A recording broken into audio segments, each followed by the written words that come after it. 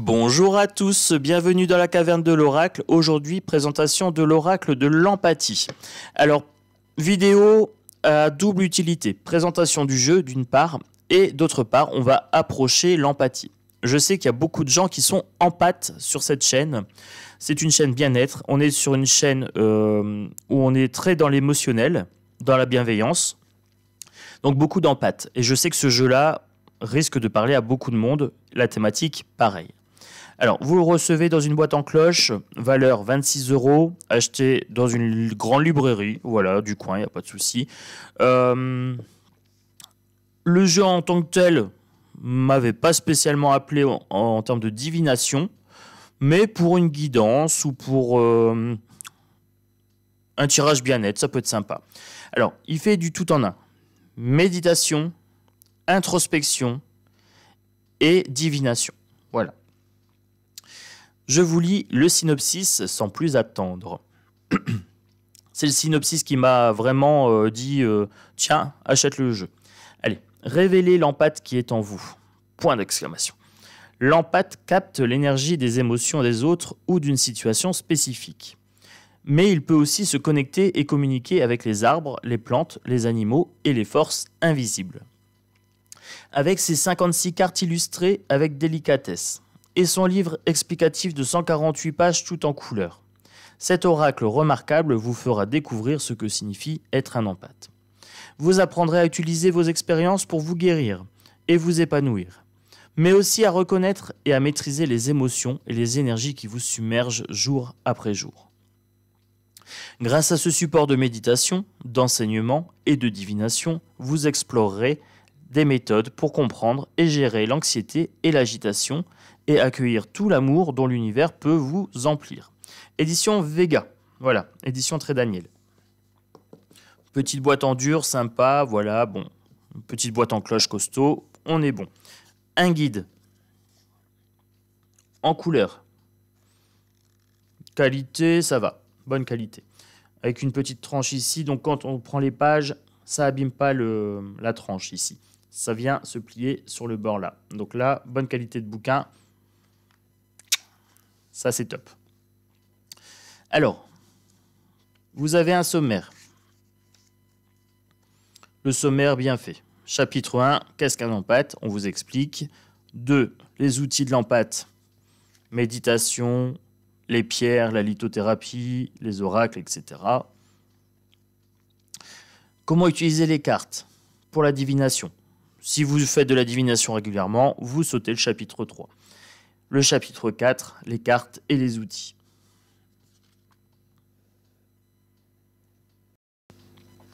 Donc, on arrive ensuite. Les cartes sont divisées en 3 groupes.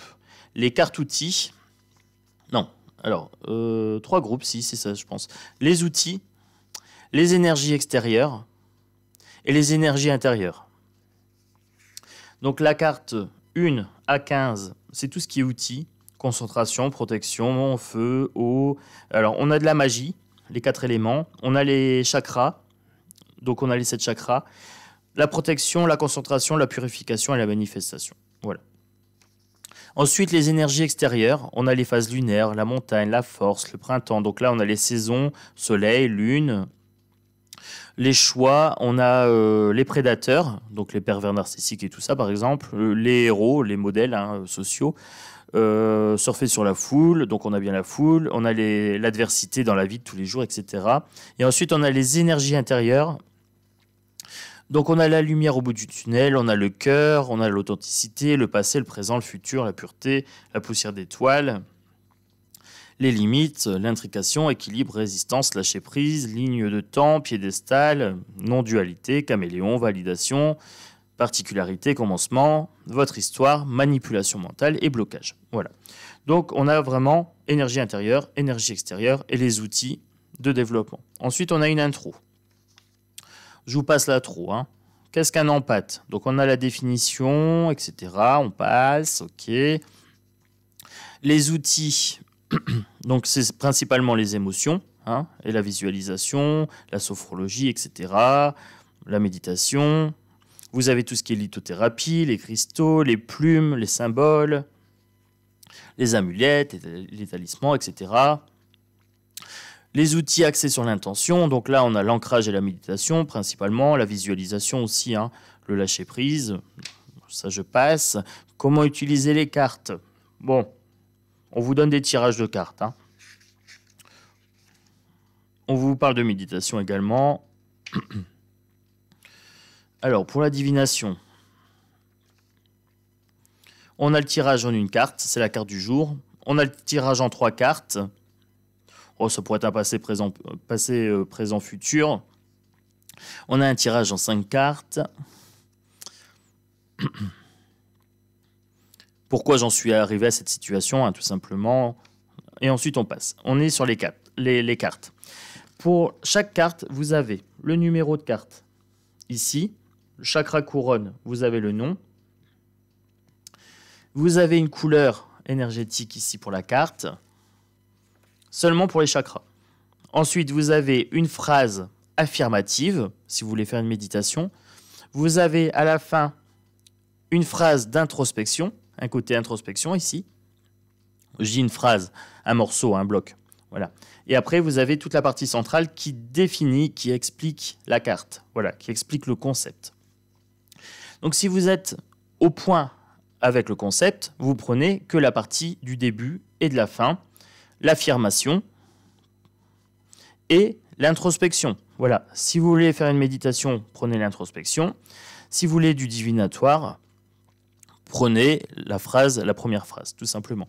Et si vous voulez apprendre, connaître un petit peu votre statut d'empathe, alors vous lisez la totalité de la page. Voilà, avec le centre principalement. Et vous avez ça pour chaque carte. Voilà.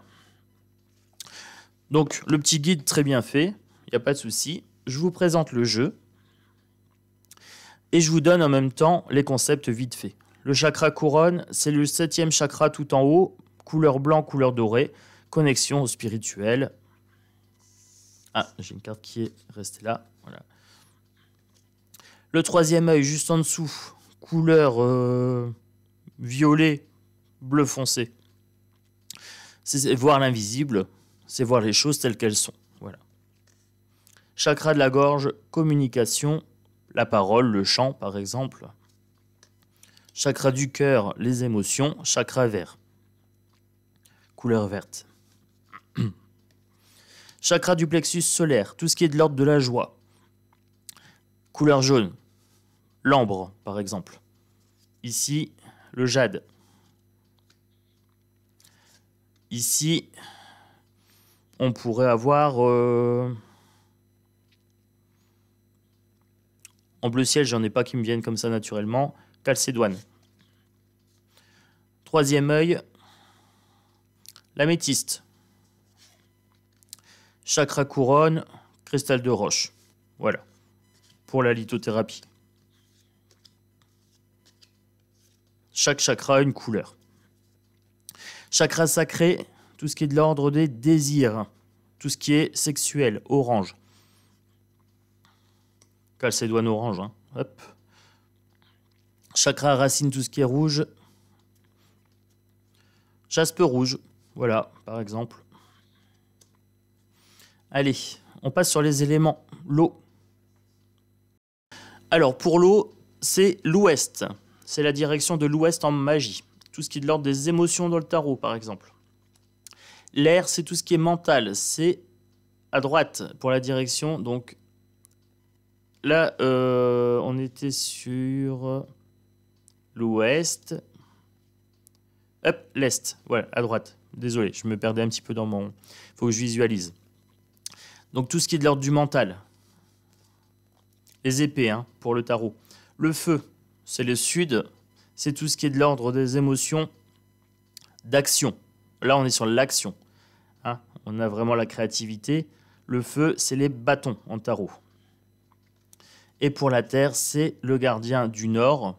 Donc tout au nord, tout ce qui est de l'ordre de la stabilité et de la matérialité. L'ancrage matériel se fait via la terre, donc on est tourné vers le nord.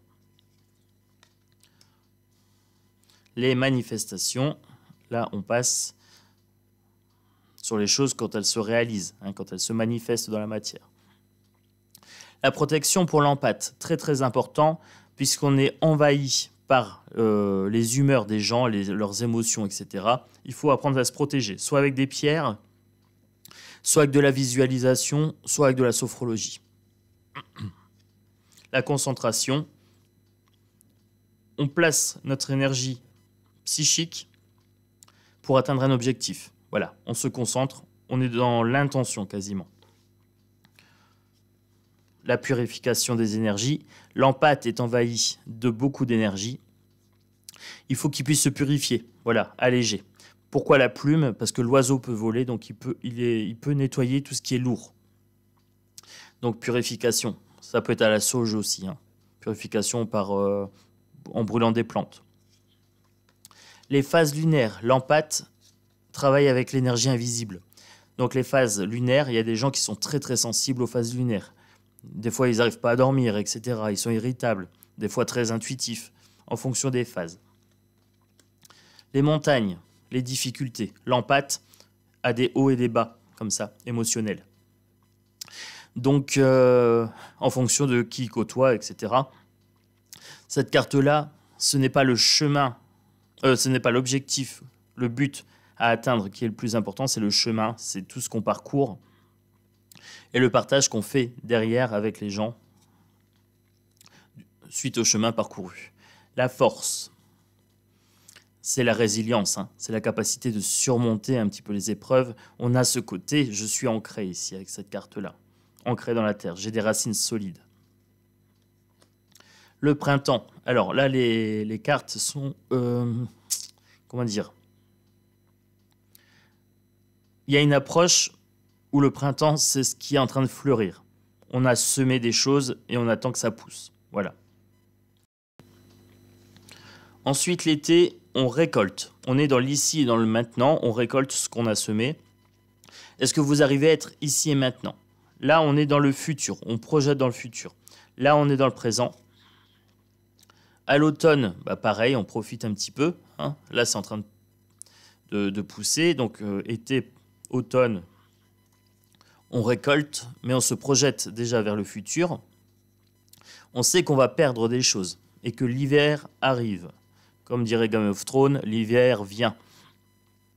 En hiver, c'est la période de gestation. On est en attente. On attend, on se repose, etc. Donc du coup, on attend tranquillement que le printemps revienne. On est, en tant qu'empathe, très connecté aux saisons. Voilà, très très important. On sait que c'est important. Hein. Alors je ne sais pas pour vous, mais moi je le sais. Si vous ne le savez pas, achetez l'oracle, ils vont tout vous expliquer. Voilà, c'est très très bien fait, c'est très accessible. Le soleil, donc il y a des gens qui sont très solaires. Le soleil, c'est l'action, hein, c'est la chaleur. La lune, on est plus sur les émotions, sur ce qui est caché, sur l'obscurité. Voilà, on a un travail avec l'obscurité. Le portail des choix, c'est le pouvoir personnel. En fonction des choix qu'on réalise, on obtient des conséquences adéquates aux choix réalisés. Portail des choix. Est-ce que vous êtes capable de choisir? Est-ce que vous êtes capable de distinguer ce qui est bon pour vous ou pas? Voilà, ça c'est une question à se poser.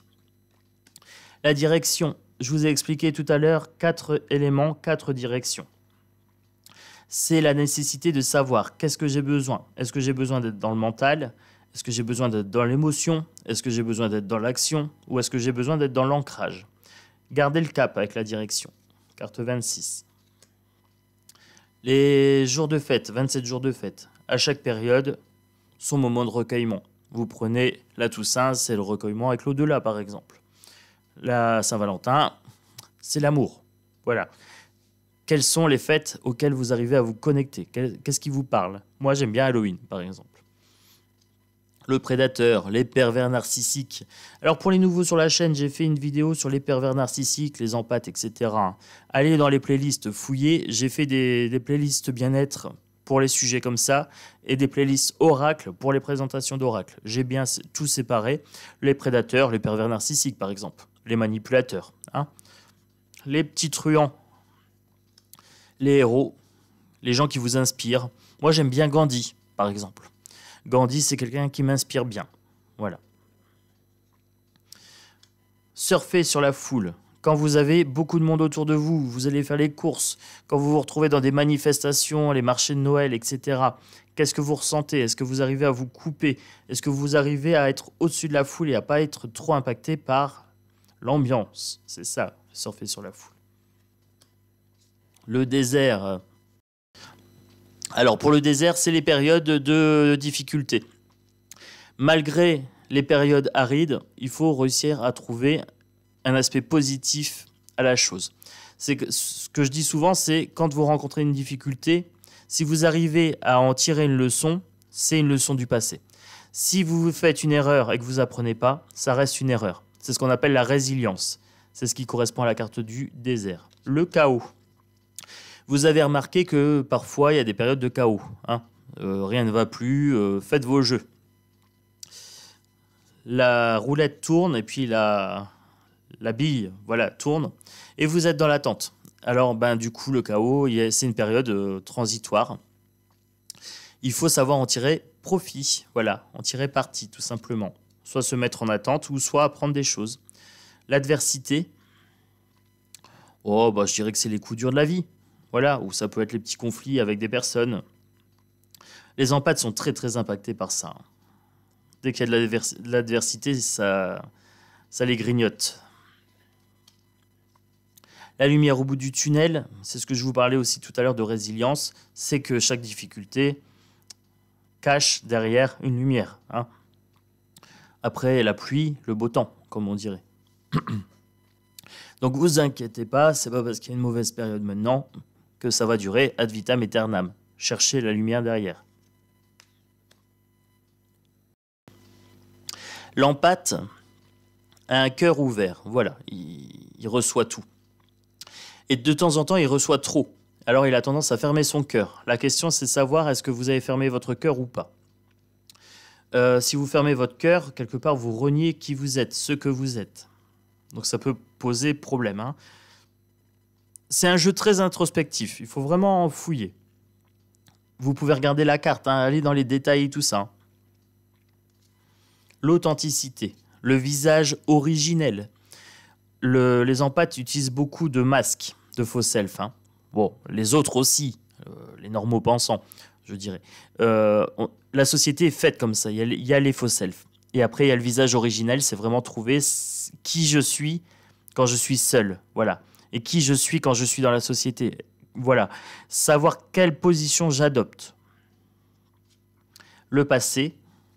Alors, le passé, c'est important de faire de l'introspection, d'en tirer des leçons.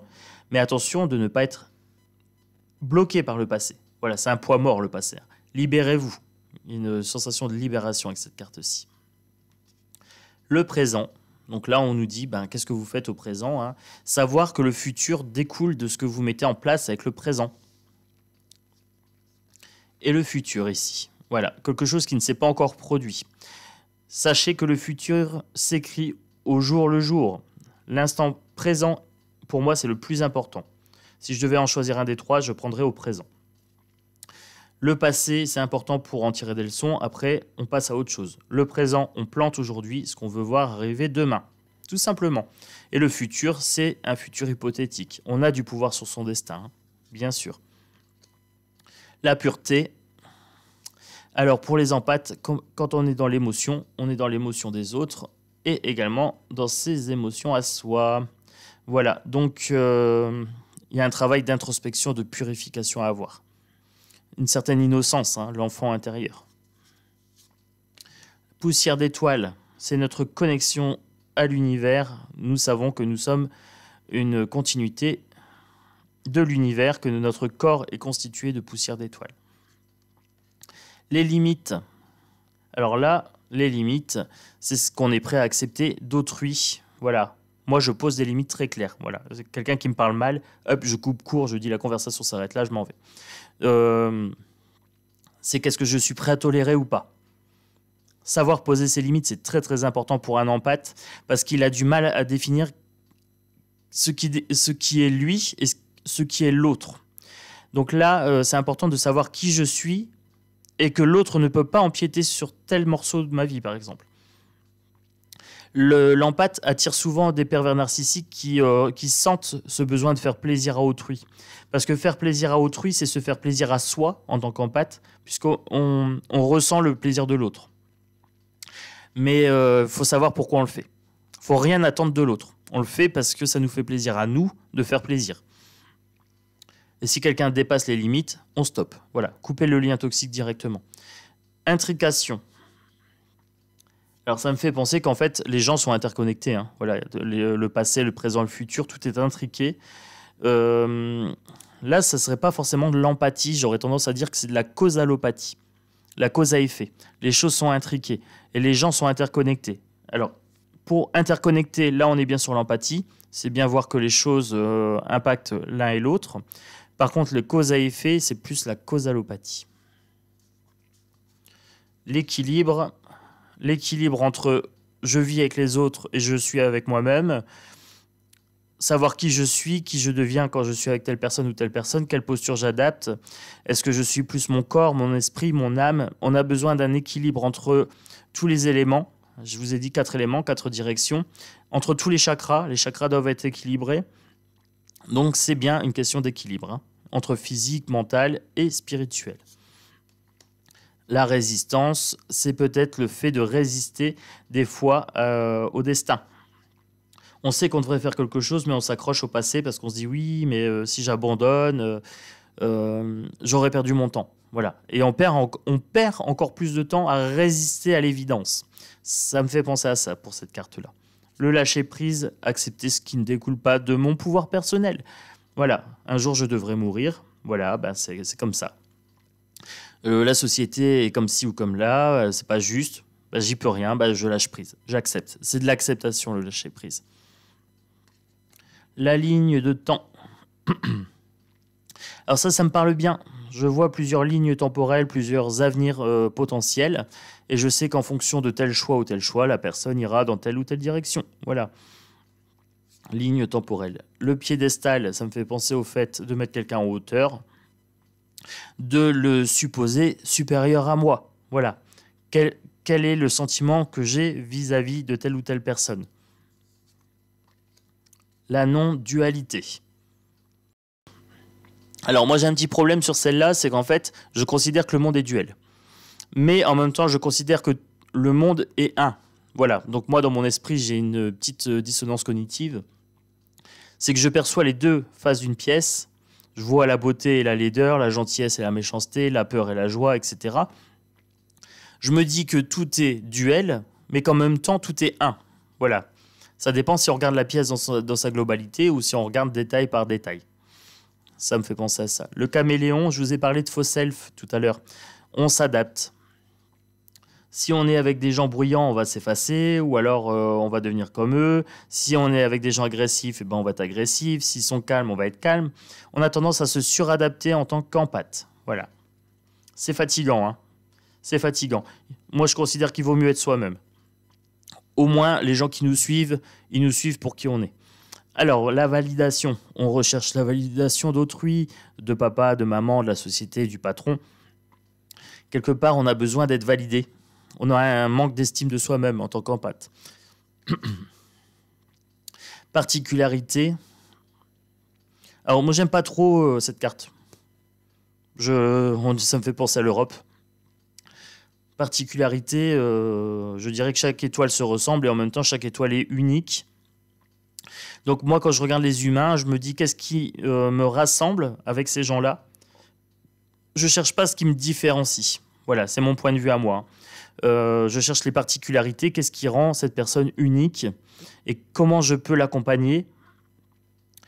Qu'est-ce qui fait qu'elle a telle blessure, telle réaction, telle chose. Voilà, c'est ses particularités émotionnelles, physiques. Il a peut-être un handicap ou quelque chose comme ça. Il faut aller chercher des fois le détail, hein. Voilà. Le commencement.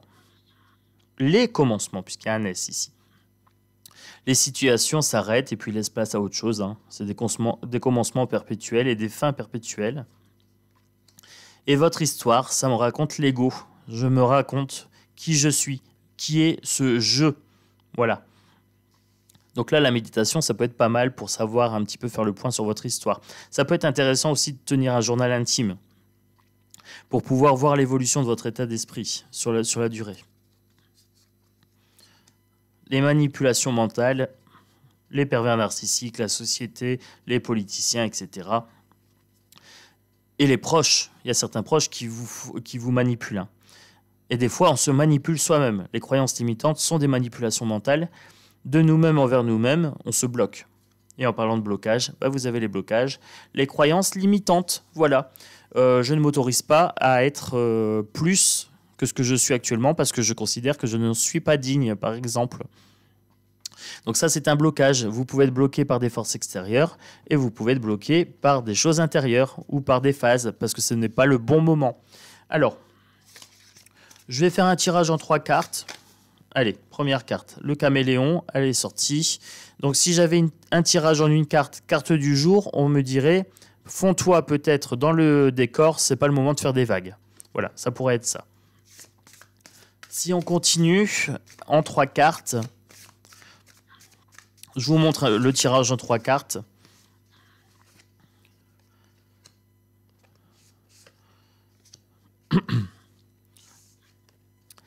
Là, j'ai la Terre. Là, j'ai le caméléon. Et là, j'ai les lignes de temps.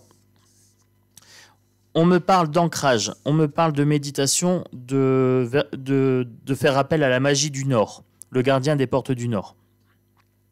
Donc là, on me dit peut-être aussi d'aller faire un tour en nature. Je me suradapte. Je me suis perdu. Il faut que je retrouve mon visage original ici en allant m'ancrer. C'est important pour mon destin, pour la ligne de temps. Si je continue, tirage en 5 cartes. Celle-ci vient, celle-ci aussi, je prends.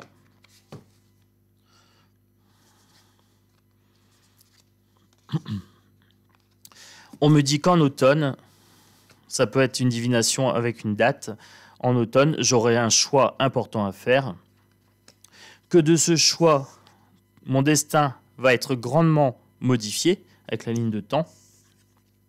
Que je vais peut-être devoir m'adapter avec le caméléon, hein, me suradapter, mais qui sera important de rester bien ancré, voilà, dans la terre, d'être bien reposé, d'être bien stable. La question du choix ici se porte sur cette carte-là. Est-ce que je m'adapte ou est-ce que je suis moi-même? Est-ce que je dois faire des vagues ou pas? Voilà. Est-ce que je dois être moi-même pour avoir un poste, par exemple, où trouver l'amour? Et quelles seront les conséquences? Qu'est-ce que je vais récolter derrière?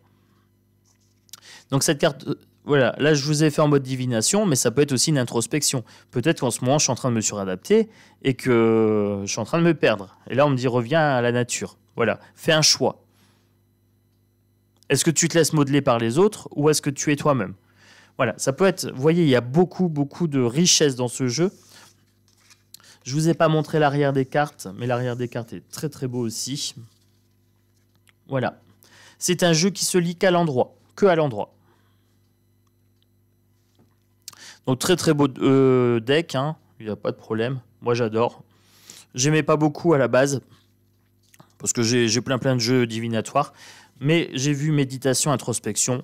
Ah, j'ai dit là, ok, là je valide. Donc c'était la petite présentation d'oracle, de jeu. Donc l'oracle des empathes, de l'empathie, l'oracle de l'empathie, vu par un empathe, moi, voilà, avec ma petite vision des choses. J'espère avoir pu vous donner peut-être l'envie de découvrir ce jeu, vous avoir donné l'envie aussi d'aller chercher en vous, voilà. Peut-être que vous vous limitez, peut-être que vous n'avez pas encore compris comment ça fonctionnait pour l'empathie. Ce jeu-là sera d'une grande aide. Voilà. Et après, une fois que vous avez compris qui vous êtes, comment vous fonctionnez, il marche aussi en divination et en méditation. Donc voilà. C'est un bon investissement, c'est du 3 en 1. Donc moi, je valide ce jeu. Vous me direz en commentaire ce que vous en pensez. Je vous fais des gros bisous. N'hésitez pas à vous abonner. Voilà, vous abonner, liker, partager, commenter. C'est ça qui fait que la chaîne prend de l'ampleur. Et j'espère pouvoir accompagner un maximum de personnes, voilà, sur la découverte un petit peu de leurs dons. Et vous accompagner aussi dans tous les petits moments de vie. Donc n'hésitez pas, abonnez-vous. Vous êtes bienvenus dans la caverne de l'oracle.